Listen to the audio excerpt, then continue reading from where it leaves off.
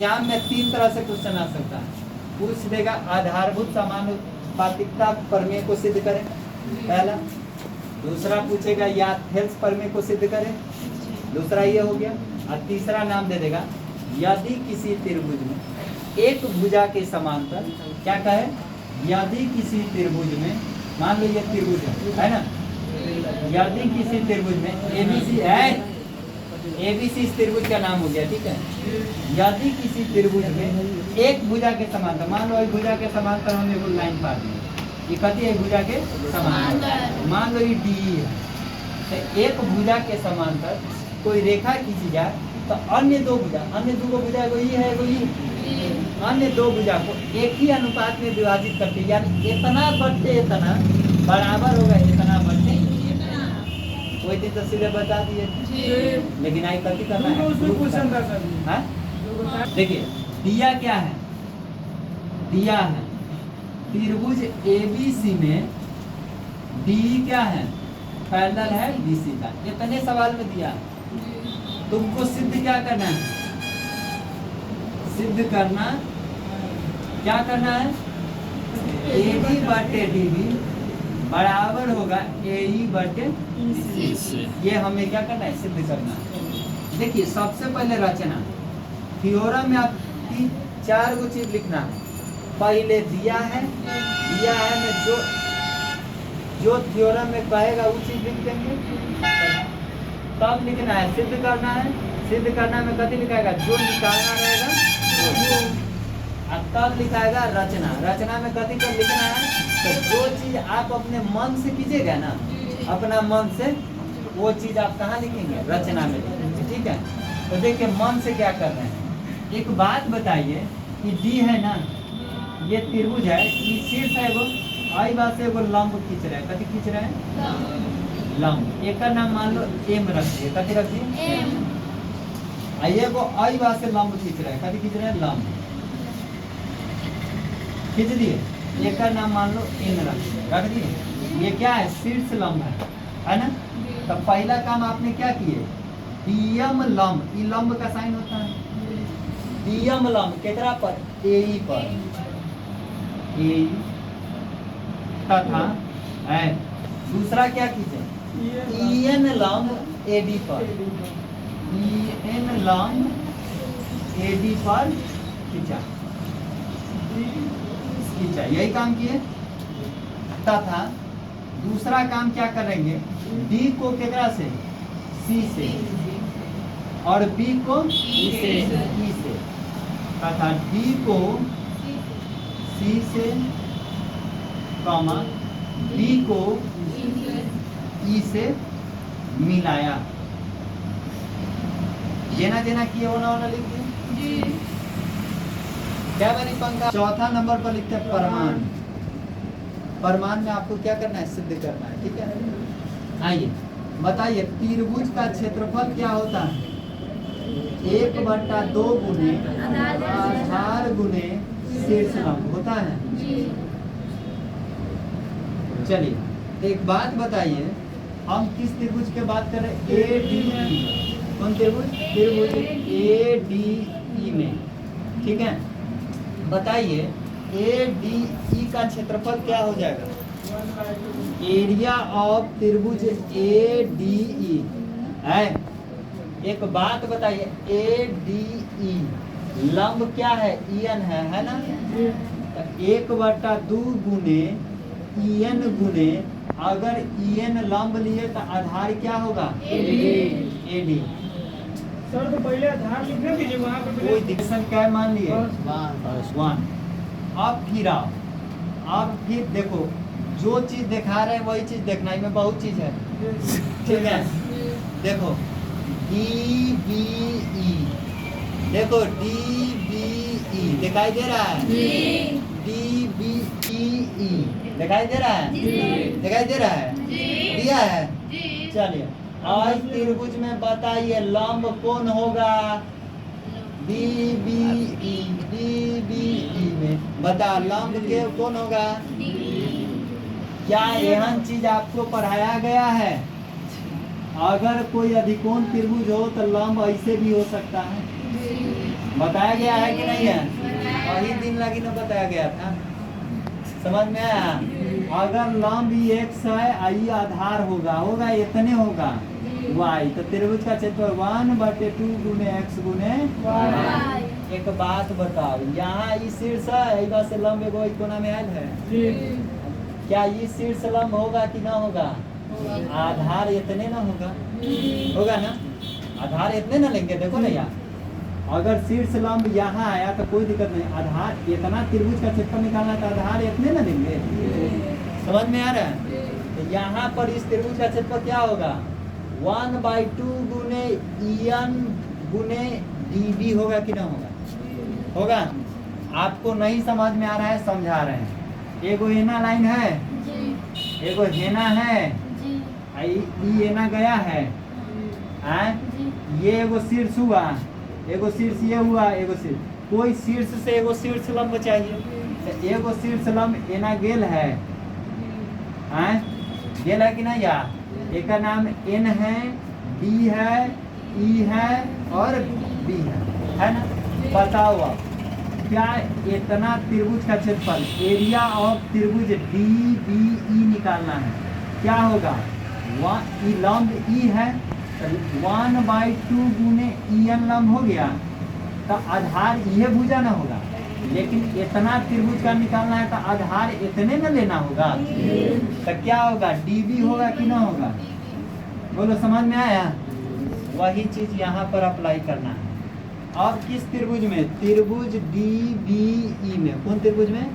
त्रिभुज DBE में।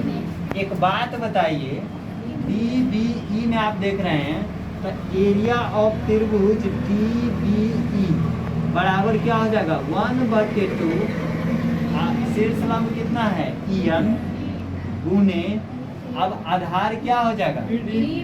DB चाहे BD, तो DB हो गया। इसको इक्वेशन कितना मान लेते हैं? यहाँ तक किसी AD/DB, ये छोटा AD/DB लाना है, इसका मतलब भाग देना होगा कि ना होगा? मतलब समीकरण 1/2, तो समीकरण 1/2 से, ठीक है। अब एक बात है, भाग दीजिए तो क्या लिखाएगा? एरिया ऑफ त्रिभुज ADE, कौन त्रिभुज? ADE बटे एरिया ऑफ त्रिभुज, आई बात एकरा भाग दे रहे हैं, DBE होगा। फिर कनपट्टी 10वां में पढ़ा है, क्योंकि ये बटा में, इसलिए बटा में कैसे आएगा? भाग देंगे तब। एक बात बताइए, आई बात क्या है?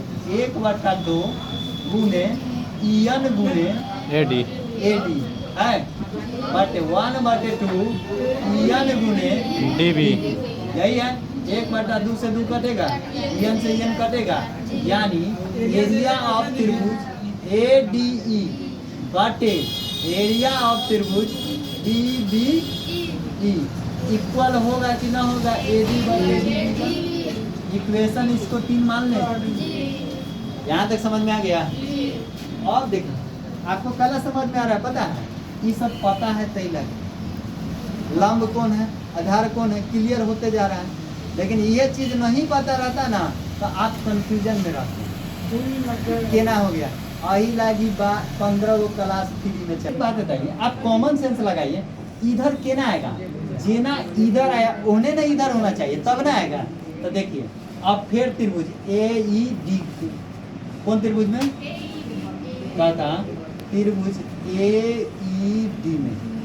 बताओ, इधर देखो, एरिया ऑफ त्रिभुज AED बराबर क्या होगा? 1/2 AED, DM हम आधार मान लेते हैं। अगर DM अगर शीर्ष लंब मानेंगे तो आधार क्या होगा? AE होगा कि ना होगा? अब एक बात बताइए, इसको कितना मान लें? अब आइए, त्रिभुज कथी में एकरा माने थे ABE, तो आप कथी मानेंगे? DBC मानेंगे कि ना मानेंगे? तो त्रिभुज DBC में बताओ एरिया ऑफ त्रिभुज DBC क्या होगा? 1/2। अब बताओ ई डी बी कथी लिखे डी ई सी सॉरी डी ई इस त्रिभुज में डी ई सी ठीक है डी ई सी एक बात बताइए डी ई सी में और शीर्ष से यह लंब गया है कि ना गया तो बताइए डीएम लंब होगा कि ना होगा लेकिन इतने ना त्रिभुज है तो अगर ये लंब है तो आधार अही भुजा पर होना चाहिए त्रिभुज इतना है तो कथी होगा ये क्या हो गया समीकरण बताइए भाग देंगे अब ना ए बटा इसी आएगा तो बताइए समीकरण कितना से 4 भागा 5 से तो निकालो 4 कितना है एरिया ऑफ त्रिभुज ए ई डी बटे एरिया ऑफ त्रिभुज डी ई सी बराबर हो जाएगा 1/2 गुने डीएम गुने ए डीएम गुने ए 1/2 गुने डीएम गुने ई सी कट गया अब क्या लिखाएगा एरिया ऑफ त्रिभुज दिखाई दे रहा है ऑफ त्रिभुज ए ई डी बटे एरिया ऑफ त्रिभुज डी ई सी बराबर क्या हो जाएगा ए ई बटे ई सी होगा समीकरण यहाँ तक तो हो गया लेकिन हमको इसके बराबर इसके थोड़ी ना करना है चाहे इसके बराबर इसके हमको तो इसको बराबर इसको करना है सिद्ध करने के अनुसार क्या करना है इसको बराबर इसको अब एक कंसेप्ट नौमा के और जान जाइए ठीक है नौमा के कंसेप्ट जी नौमा के मामा के नहीं नौमा के नौम मान लो ये दोनों क्या है समांतर लाइन है ठीक है चलो इसी सवाल के अकॉर्डिंग बता देते हैं ये बड़ा लाइन पर ये दोनों क्या है समांतर लाइन है ठीक है समांतर है अगर इस लाइन की लंबाई हम x मान लेते कितना मान लेते x कोई तो होगा करेगा एक बात बताइए अगर ये समांतर लाइन है ठीक है तो देखो अगर ऐसे हम त्रिभुज बना दिए एगो एने बना एगो त्रिभुज एना बना तो बताओ इस त्रिभुज का क्षेत्र आई बात से अगर हम लंब डालते हैं और ऐसे लंब डाले तो इसको y मान लेते कितना मान लेते हैं तो बताइए इस त्रिभुज का क्षेत्रफल कितना है 1/2 हमारा एक से ना लेना होगा और लंब y है होगा कि ना होगा अब एक बात बताइए अगर इसको हम यहाँ से मिला दिए तो एगो ये त्रिभुज बना इसको अभी हुआ तो क्या यहाँ से एगो लंब डाल दे अगर एक बात बताइए समांतर लाइन है तो बीच का दूरी समान है अगर ये y है तो ये भी क्या होगा y एक बात बताइए इसका क्षेत्रफल भी क्या आएगा 1/2 गुने x तो बताइए एक बारी इस त्रिभुज का क्षेत्रफल आया था 1/2 गुने x गुने y एक बारी इस त्रिभुज का क्षेत्रफल आया था 1/2 गुने x गुने एक बात बताइए दोनों बराबर है कि नहीं क्या आएगा उसे बात है कि नहीं तो देखो इस नियम को कैसे परखना है ध्यान दीजिएगा अगर दो गो समांतर लाइन है पर ध्यान दीजिएगा याद कैसे करना देखिए ये समांतर लाइन है ना और दोनों में से कोई एगो समांतर लाइन वही त्रिभुज दोनों त्रिभुज में जय गो त्रिभुज बनेगा ना तय देखो ये समांतर लाइन एगो ये है और एगो ये है ये समांतर लाइन अहू त्रिभुज में आ रहा है कि ना आ रहा है और अहू त्रिभुज में ये समांतर लाइन एगो भुजा बन के आ रहा है कि ना आ रहा है दूसरी बात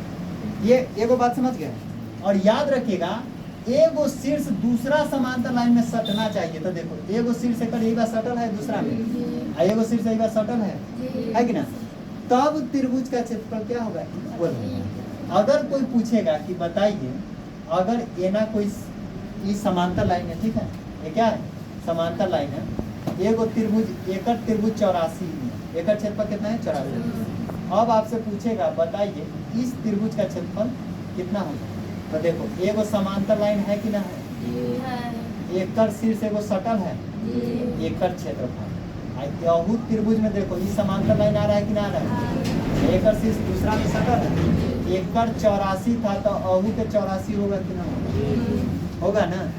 उसी प्रकार आप यहाँ पर देखो, ये त्रिभुज, ये पहला लाइन है, ये त्रिभुज में इस त्रिभुज को देखो पहले ABE देख लिया।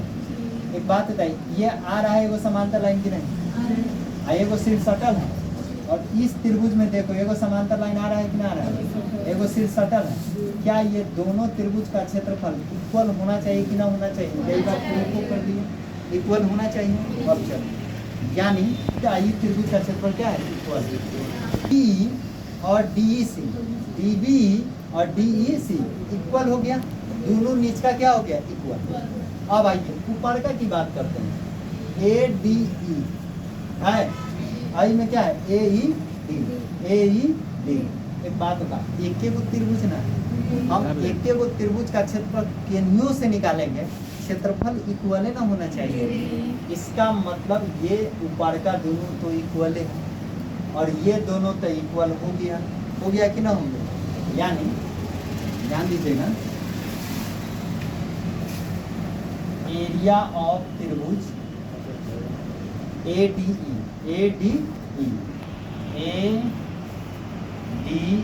एरिया ऑफ त्रिभुज ADE बराबर है कि नहीं है? एरिया ऑफ त्रिभुज AED हो गया। कथी से? एक ही त्रिभुज है, एक ही एक गो त्रिभुज है। अब आइए निचका के दोनों का बात करते हैं, एरिया ऑफ त्रिभुज DBE बराबर होगा कि ना होगा? एरिया ऑफ त्रिभुज DEC, एरिया ऑफ त्रिभुज DEC कथी से? तो चूंकि ये कैसे हो गया? DE समांतर है BC का, DE समांतर है BC का। इसको भाषा में लिखेगा ना तो कथी लिखाएगा पता है? DBE एरिया ऑफ त्रिभुज DBE और DEC बराबर होंगे, क्योंकि एक ही आधार D, इसका आधार क्या है? एक ही भुजा, एक ही गुण है, एक ही आधार और एक ही समांतर, एक ही जोड़े समांतर रेखा के बीच में दोनों त्रिभुज स्थित है, इसलिए ऐसा हुआ। लेकिन इतना लंबा चौड़ा आपको लिखने में दिक्कत होगा, ठीक है? तो सीधे ये दोनों त्रिभुज के ना बराबर हो गया, पैरेलल, ठीक है? एक बात बताइए, ये दोनों बराबर हो गया, यानी जो ये है वही ये है, तो ये दोनों इक्वल हो गया कि ना हो गया? तो इहो ये दोनों इक्वल है ना, तो इहो दोनों इक्वल होगा कि ना होगा? तो समीकरण 3 और 6 से, समीकरण 3 तथा 6 से बताइए क्या हो जाएगा? AD/DB बराबर AE/BC